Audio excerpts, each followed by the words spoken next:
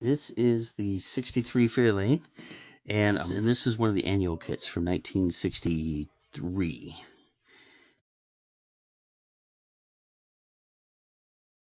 Really don't have this one detailed yet, but the motor is in there. It looks like a little 289.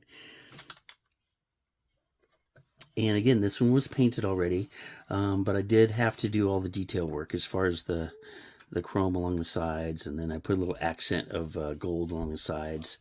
Did the interior. Again, I'm not sure you can see that, but it's I did a gold, kind of a gold with copper accents in it, and really turned out nice. I really like, excuse me, how that turned out. This is the 62 post. And so this one I had to clean up a little bit. I did buff it out, but I haven't really finished buffing the paint out as much as I need to.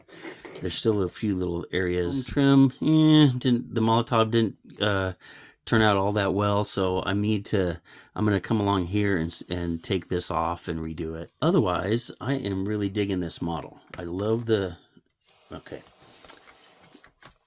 I'm loving the rims and how they're turning out.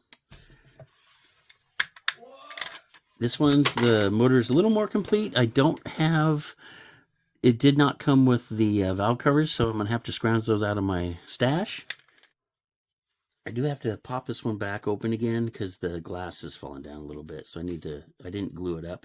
But you can see this is one of the annual kits where this is where they screw it in. And so all this one big piece, because they would also use these for the, they would first come out with promo kits for the dealers. And then once those had come out, then AMT would start putting these out as a 3-in-1 kit.